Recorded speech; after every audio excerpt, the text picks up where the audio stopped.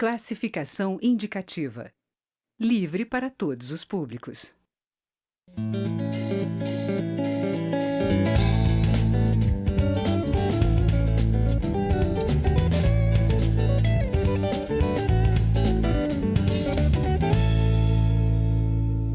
Uma proposta de emenda à Constituição quer reservar vagas para mulheres em 3 eleições consecutivas para corrigir uma defasagem histórica. A deputada Gorete Pereira, do PR do Ceará, é procuradora da mulher aqui da Câmara e conversa com a gente sobre o assunto. Deputada, mulheres são mais da metade da população brasileira. Por que elas não chegam nos legislativos, tanto na Câmara dos Deputados, quanto no Senado, quanto nos legislativos estaduais e municipais? É exatamente essa pergunta que nós queremos e todo dia nós nos questionamos por causa disso. Porque há 20 anos atrás se criou uma cota de 30% para mulheres se candidatarem.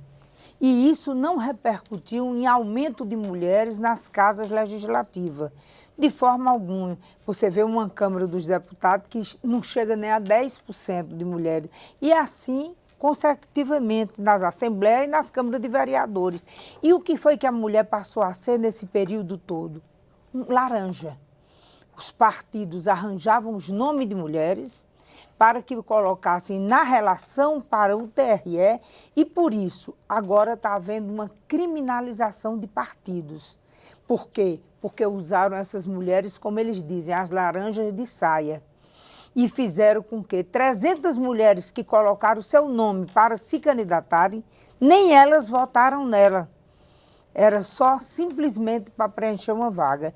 E para acabar com essa distorção e com a criminalização que o TRE agora está, o eleitoral está querendo fazer com os partidos, que já tivemos mais de 35 vereadores cassados, que entraram em vaga de mulheres, e os partidos estão sendo agora penalizados, nós resolvemos fazer aqui a PEC 134, que dá uma reserva de cadeiras de 10%. Isso não mudará praticamente nada em relação a hoje, mas corrige a distorção de pelo menos alguns estados brasileiros que não mandaram uma mulher para essa casa não ocorra novamente e que essas candidaturas sejam justas por 3 legislaturas apenas. Depois volta-se à normalidade, mas hoje nós estamos querendo aprovar a PEC 134. Então, quer dizer, essa providência seria provisória durante 3 eleições, teria essa reserva de vagas para se chegar a um patamar maior do que o que existe hoje. Exatamente, e redimir um pouco essa culpabilidade do passado, de 20 anos como laranja nos partidos. Agora você tem, porque a gente não acha nada, não é nada de injusto, porque nós temos hoje 52% da população brasileira de mulheres. Cotas geralmente é para minoria, nós estamos pedindo uma cota por maioria, e que aí, porque a gente sabe que a discriminação e as dificuldades no parlamento são muito grandes para as mulheres. Nunca existem os partidos interessados em candidaturas femininas, até porque elas nunca estão dispostas a aceitarem todas as negociatas que existem nos próprios partidos. Como a gente sabe, é muito mais fácil conversar com um homem que pensa da mesma forma que aquele dirigente partidário.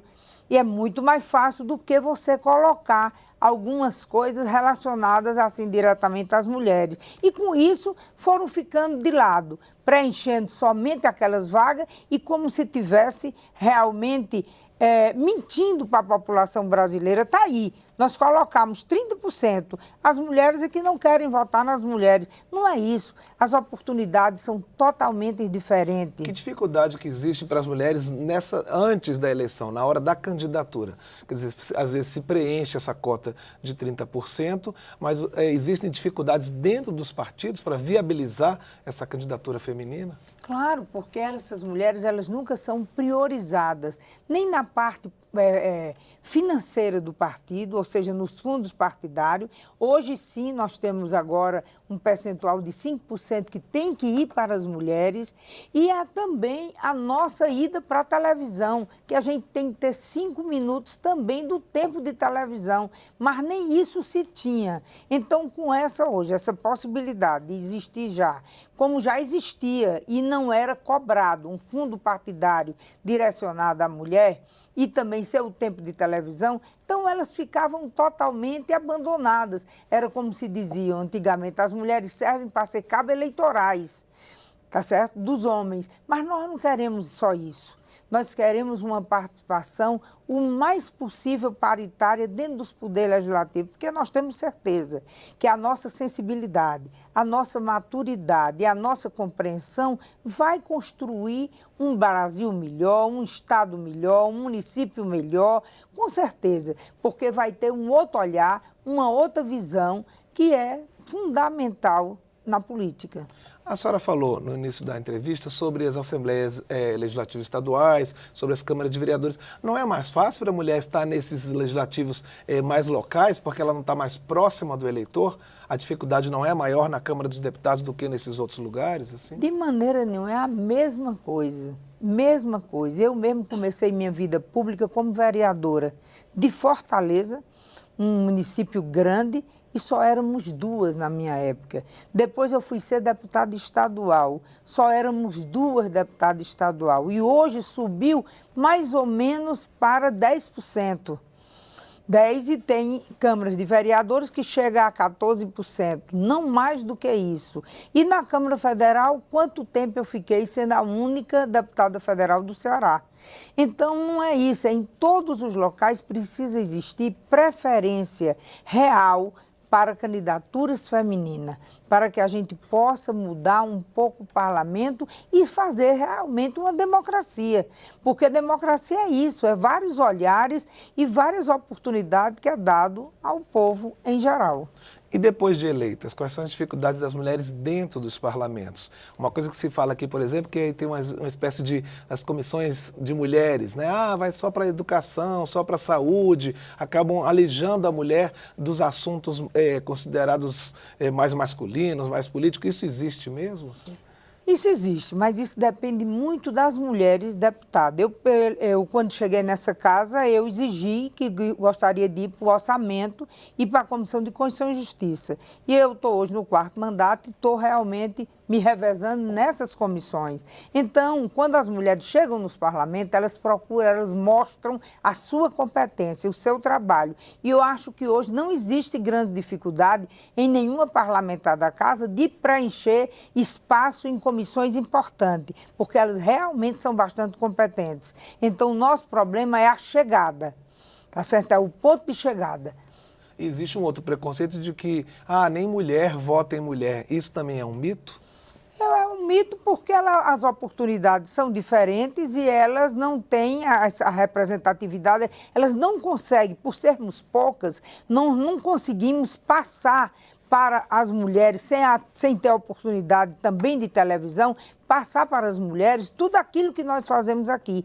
Porque se a mulher soubesse a importância de votar nas mulheres, pelo nosso olhar, pelo trabalho desenvolvido, ela realmente só votaria em mulheres. Hoje a gente já tem mais diferenciado sobre isso, mas as mulheres precisavam participar mais da vida das candidatas e das suas parlamentares, para ver que é uma diferença grande em relação ao trabalho, porque nós somamos todos os trabalhos, nós não deixamos sempre a terceira etapa.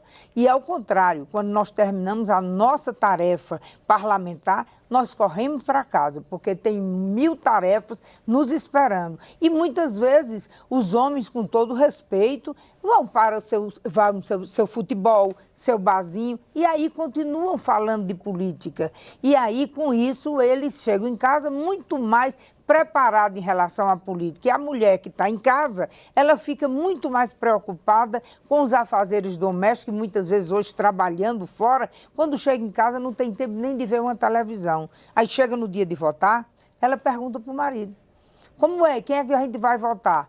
E, logicamente, ele está muito mais embasado, com os nomes muito mais na sua cabeça de quem ela deveria votar. E muitas vezes elas nem percebem e votam no que o pai pediu, o marido pediu, o companheiro indicou.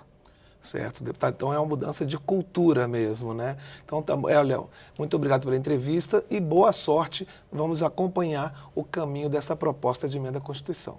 Eu é que agradeço e vamos ver e pedir às mulheres brasileiras que exijam dos seus deputados que votem na PEC, porque votando nessa PEC, eles merecem os votos das mulheres.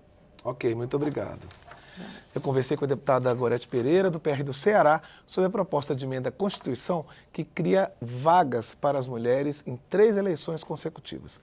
Esta e outras edições do Palavra Aberta também estão na internet, câmara.leg.br/palavra aberta. Eu sou Cláudio Ferreira, obrigado pela audiência.